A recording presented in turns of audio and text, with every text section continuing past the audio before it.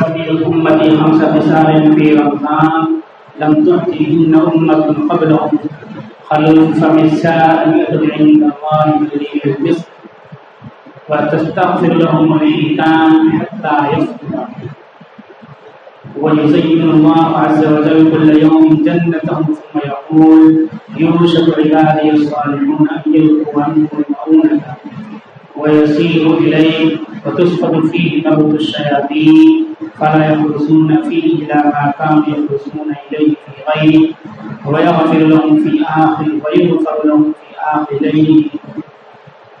قيل يا رسول الله أهي ليلة القدر؟ قال لا ولكن العامل إنما يوفى أجره إذا قضى عمله. صدق رسول اللہ صلی اللہ علیہ وسلم. ایک مرتبہ درود شریف پڑھ لیں. اللہم صلی علی محمد نبی الأمی وعلی آلہ وسلم تسلیما. رمضان مبارک کا مقدس مہینہ چل رہا ہے رحمتوں اور برکتوں کا. گزشتہ جمعہ کو تقویٰ کے بارے میں بیان ہوا تھا کہ تقویٰ کسے کہتے ہیں، اور یہ بات آئی تھی کہ رمضان کے مہینے میں جو روزے فرض کیے گئے وہ تقویٰ حاصل کرنے کے لیے فرض کیے گئے. تو پھر تقویٰ کیا ہے وہ پوری تفصیلات آ گئی تھی کہ انسان کا ایمان درست ہو، اس کی عبادتیں درست ہوں، خاص طور پر مالی عبادتیں درست ہوں اور اس کے معاملات درست ہوں، تو وہ انسان متقی پرہیزگار ہوتا ہے. رمضان اور رمضان کے روزوں کے تعلق سے بے شمار فضائل ہیں اور یہ فضائل ہم بار بار سنتے رہتے ہیں.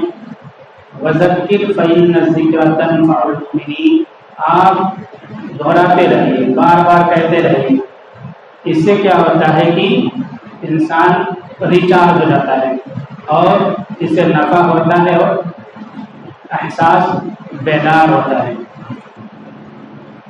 ہم نے جو حدیث تلاوت کی اس میں رسول اللہ صلی اللہ علیہ وسلم نے روزے کے تعلق سے 5 خصوصی انعامات کے بارے میں بتلایا ہے کہ جو میری امت کو یہ انعامات ملی ہیں، میری امت سے پہلے دوسری امتوں کو یہ انعامات نہیں دی گئی.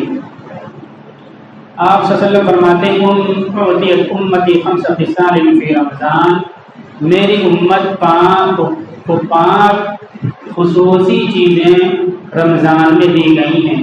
لم تعطیہن امت قبلہم، آپ اس امت سے پہلے کوئی کسی بھی امت کو یہ 5 چیزیں نہیں دی گئی تھی. ان میں سے کوئی چیز بھی کسی دوسری امت کو نہیں دی گئی تھی. پہلی چیز خلوف فم السائم عند اللہ بريح المسك، روزے دار کے منہ کی بدبو اللہ کو مشک کی خوشبو سے بھی زیادہ پسندیدہ ہے. اسلام جو تعلیم دیتا ہے وہ پاکی کا، طہارت کا، صفائی ستھرائی کی تعلیم دیتا ہے. آپ سے فرمایا الطہور نصف الایمان، پاکی حاصل کرنا آدھا ایمان ہے. اور اس سلسلے میں مسلمان قوم کافی اہتمام کرتی ہے صفائی ستھرائی اور پاکی کا. ہم اپنے محلے اور گلی میں سڑکیں اور نالیاں دیکھتے ہیں تو کچھ کوتاہی تو ہوتی ہے، لیکن جب نالیوں کا پانی نکلنے کا انتظام نہیں ہوگا اور کچرا پھینکنے کا انتظام نہیں ہوگا تو ظاہر سی بات ہے سڑکوں پر گندگی نظر آئے گی. تو یہ جو گندگی نظر آتی ہے ہماری کچھ کوتاہی ہے، اور ہم سے زیادہ کوتاہی انتظامیہ کی اور میونسپل کارپوریشن کی ہوتی ہے. ہم یہ سب دیکھ کر کے کہتے ہیں مسلمان گندے ہیں. جو قومیں مظلوم ہوتی ہیں، محکوم ہوتی ہیں، بے دست و پا ہوتی ہیں، طاقتور اپنے سارے عیب کو اسی کے سر پہ لا کے تھوپ دیتا ہے. تو ہم لوگ بے دست و پا ہیں، مظلوم ہیں، بے سہارا ہیں، بے کس اور بے بس ہیں، تو الزامات لگاتے رہتے ہیں لوگ. ان کے الزامات کو ہم بھی اپنے منہ سے دہراتے رہتے ہیں. یہ ناسمجھی کی بات ہے. آپ 10 یا 100 مسلمان مزدور کو بیٹھا دوں اور 100 دوسرے مزدوروں کو بیٹھا دوں، آپ کو فوراً سمجھ میں آ جائے گا کہ صفائی اور پاکی مسلمانوں کے اندر زیادہ ہے یا دوسروں کے اندر زیادہ ہے۔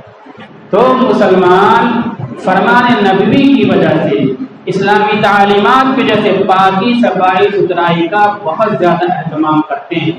تھوڑی موڑی کوتاہیاں پائی جاتی ہیں، انہیں بھی دور کرنا چاہیے۔ 5 مرتبہ مسواک کرنے کی سنت اور اس کی فضیلت بتلائی گئی، دن میں 5 مرتبہ کم سے کم، ورنہ اس کے علاوہ بھی آپ صلی اللہ علیہ وسلم مسواک کیا کرتے تھے۔ 5 مرتبہ مسواک کریں گے تو منہ میں کوئی گندگی نہیں باقی بچے گی۔ پھر بھی منہ سے بدبو آ رہی ہے، کیوں؟ جب انسان روزے سے ہے تو پیٹ خالی ہے، جو پیٹ میں خلا ہوتا ہے اس کے نتیجے میں بدبو آنے لگتی ہے غیر اختیاری طور پر۔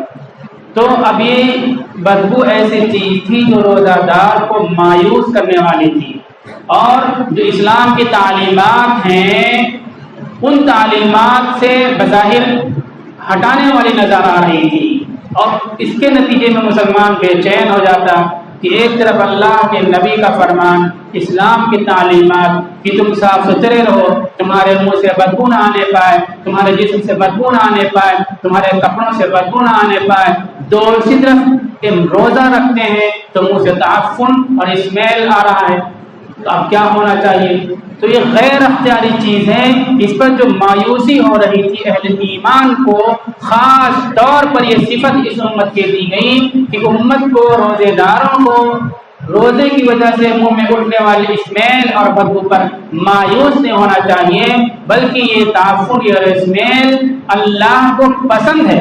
اللہ کی اطاعت، اللہ کی عبادت، اللہ کی فرما برداری میں اس نے روزہ رکھا اور منہ سے اسمیل آ گئی۔ آپ دیکھیے بہت سے ملازمین اور نوکر اور ورکر بہت محنت کرتے ہیں، اور کچھ بہت ہی شیروانی پہن کے کھڑے رہتے ہیں، صحیح سے محنت نہیں کرتے، تو جو ذمہ دار ہوتا ہے وہ اس شیروانی کو اور اپنے پریس دیکھنے والے کو پسند نہیں کرتا۔ یہ جو جفاکشی اور محنت کر رہا ہے، محنت کے نتیجے میں اس کے جسم پہ پسینے آ گئے، اس کے کپڑے گندے ہو گئے، یہ زیادہ پسندیدہ ہوتا ہے۔ تو جب روزہ دار روزہ رکھتا ہے، اللہ کی اطاعت کرتا ہے، اس کے منہ میں بدبو پیدا ہو گئی، تو یہ روزہ دار اللہ کو زیادہ پسندیدہ ہے اس شخص سے جو دن بھر کھاتا پیتا رہتا ہے، اس کے منہ میں سونف کی اور اچھی اچھی چیزوں کی خوشبو پھوٹ رہی ہے، اللہ کو وہ پسندیدہ نہیں ہے۔ دنیا کا نظام بھی بالکل اسی طرح اللہ نے اس امت کے ساتھ خاص انعام کا معاملہ کیا کہ منہ سے جو بدبو آئے گی روزے کی وجہ سے اللہ کو پسند ہے، مسلمان کو، روزے دار کو اس بدبو کی وجہ سے مایوس نہیں ہونا چاہیے۔ یہ تو بدبو دنیاوی بدبو ہے۔ اب اس سلسلے میں محدثین نے بہت سارے مطلب بتلائے کہ اللہ کو یہ کون سی بدبو مراد ہے یہاں بدبو سے۔ بعض محدثین نے کہا کہ جب میدان محشر میں لوگ اٹھیں گے تو روزے داروں کے منہ سے مشک کی طرح خوشبو پھوٹ رہی ہوگی، اور یہ پہچان ہوگی کہ دنیا میں یہ روزہ رکھتا تھا، گرمی سردی بھوک پیاس پورا اللہ کا حکم جان کر کے برداشت کرتا تھا، اس کے منہ سے خوشبو اٹھے گی، روزہ دار ہونے کی پہچان ہوگی کہ دنیا میں روزہ رکھتا تھا۔ میدان محشر میں بہت سے لوگ اٹھیں گے، ان کی الگ الگ پہچان ہوگی، شناخت ہوگی۔ مثلا کسی نے 1 سے زائد شادیاں کی، 4 بیویاں رکھی، 4 شادی کرنی چاہیے ہم لوگوں کو، لیکن ہم لوگ ایک ہی شادی کرتے ہیں، ہماری کمزوری ہے یہ، بدنام تو ہے لیکن کرتے ہیں ایک ہی شادی۔ دوسرے لوگ زیادہ شادیاں کرتے ہیں، دوسری شادی کرنے کی تو بیوی کو زندہ جلا کر کے راکھ بنا کے آنگن میں دفن کر دیں گے، پھر دوسری بیوی کو لے آئیں گے، اور دوسری نہیں کریں گے تو ہزاروں جگہ جانوروں کی طرح منہ مارتے ہوئے پھریں گے۔ اس پر کسی پہ اعتراض نہیں، مسلمانوں پر اعتراض ہے۔ ایک بہت بڑے پروگرام میں تھا، ایک ہال میں، اس میں منتری لوگ بھی تھے، تو ایک منتری نے پوچھا، مسلمانوں کا مجمع تھا، اسٹیج پہ سرکاری حکام بھی تھے، بتاؤ تم لوگوں میں سے کتنے لوگوں نے 1 سے زیادہ شادی کی؟ کسی نے ہاتھ نہیں اٹھایا۔ یعنی مسلمانوں میں 1 سے زیادہ شادی کرنے کا رواج ہی نہیں ہے، لیکن لوگوں کے سانس پھول رہے ہیں، سینے پھٹ رہے ہیں، اور آوارگی، بے پردگی، بے حیائی، اس بدری کے معاملات ہو رہے ہیں، اس پر کوئی غم اور افسوس نہیں۔ خیر، تو جو لوگ 1 سے زائد شادیاں کریں گے ایک سے زائد شادیاں کرنا چاہیے، روزی میں برکت ہوتی ہے، کاروبار میں برکت ہوتی ہے۔ تو جو لوگ فضیلتیں ہیں اس کی، تو جو لوگ ایک سے زائد شادیاں کریں گے اس کے لیے شرائط ہیں، بہت سخت شرائط ہیں۔ انصاف بہت زیادہ ان کو کرنا ہوگا۔ 2 بیویاں ہیں، آپ 2 تربوزہ لائے، تو یہ نہیں ہوگا کہ ایک تربوزہ اس بیوی کو دے دو، ایک تربوزہ اس بیوی کو دے دو۔ کیوں؟ اس لیے ہو سکتا ہے کہ وہ تربوزہ میٹھا ہو، یہ تربوزہ بالکل سفید و پھیکا نکل جائے۔ اس کو کاٹو، دونوں کو 2 پیس کرو، ایک اس میں سے ایک اس میں سے اس بیوی کو دو، ایک اس میں سے ایک اس میں سے اس بیوی کو دو، تاکہ دونوں کو میٹھے تربوزے ملیں، دونوں کے حصے میں پھیکے تربوزے جائیں۔ انصاف، اس طرح اگر جو انصاف قائم کر سکتا ہے، بیویوں کے حقوق کو ادا کر سکتا ہے، اس کو کئی شادیاں 4 شادیاں کرنی چاہیے۔ انصاف اگر نہیں کیا اس نے تو میدان محشر میں جب اٹھے گا تو ایک طرف جھکا ہوا لڑکھڑاتا ہوا چلے گا۔ پہچان ہوگی اس کی کیا کہ اس نے دنیا میں 2 شادی کی تھی، 3 شادی کی تھی، 4 شادی کی تھی، لیکن بیویوں کے درمیان اس نے انصاف نہیں کیا تھا۔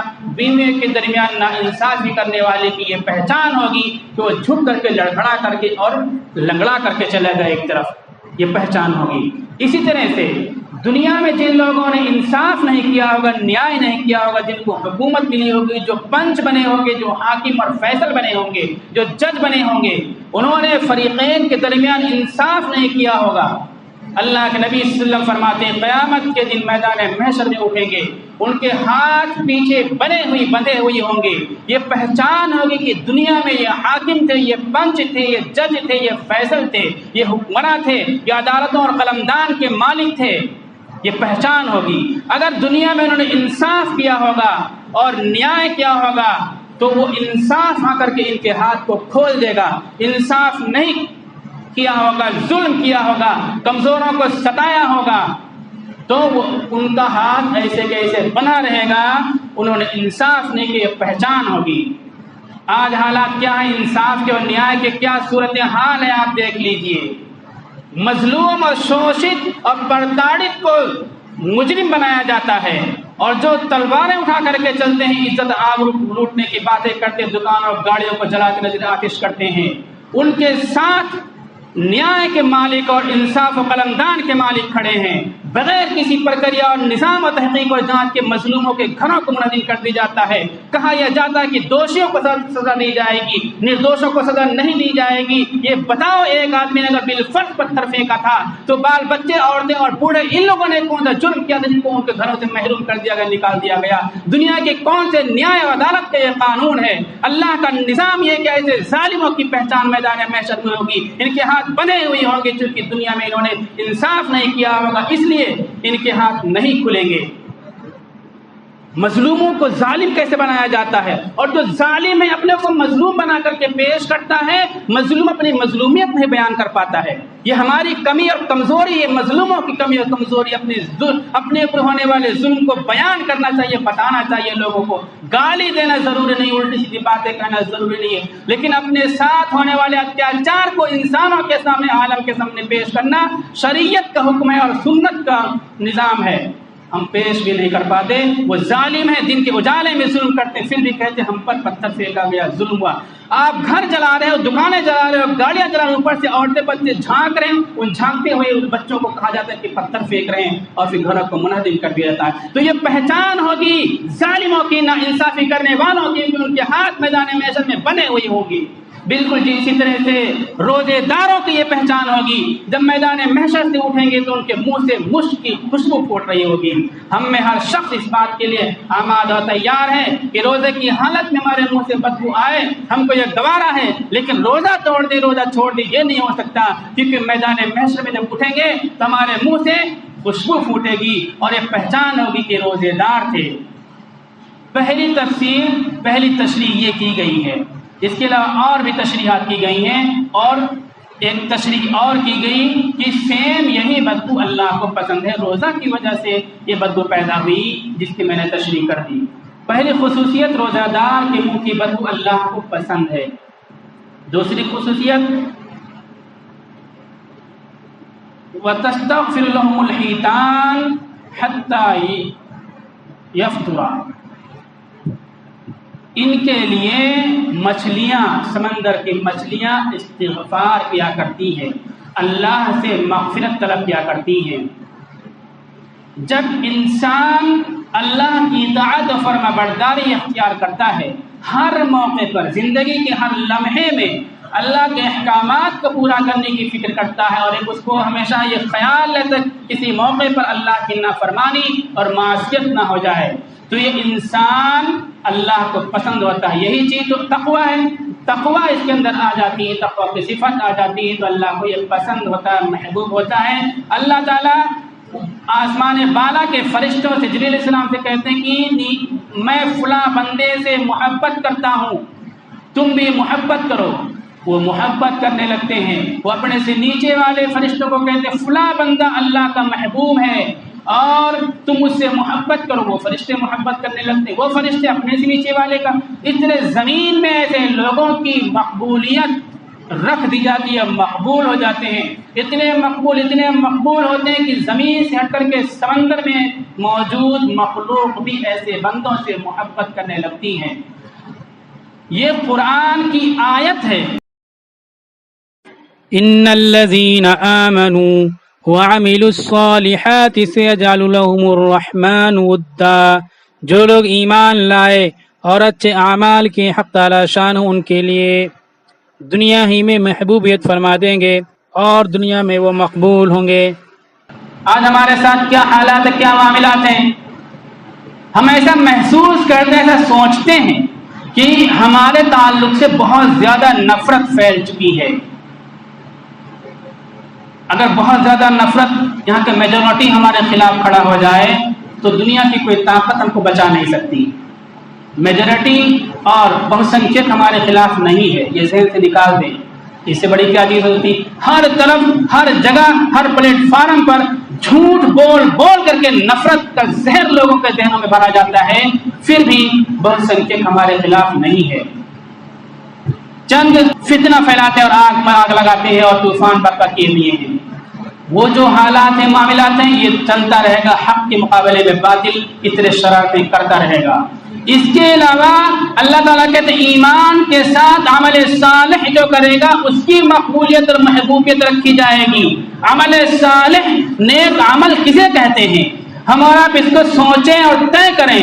جو آیت نمبر 176 سورہ بقرہ کے ہم نے گزشتہ جمعہ کو تشریح یا تفصیل پیش کی تھی، اس میں بھی اس بات کو ڈیفائن کر دیا گیا کہ نیک عمل صالح کیا ہے۔ تمہارے معاملات بہت بہتر، بہت اچھے ہوں اور تمہاری عبادتیں بہت اچھی ہوں۔ ہم لوگ صرف عبادتوں کو عمل صالح سمجھتے ہیں، معاملات کو، کاروبار کو، بات چیت کو، کردار و گفتار کو، مارکیٹنگ کو، لوگوں سے ملنے جلنے والی باتوں کو، اس کو عمل صالح سے خارج قرار دیتے ہیں۔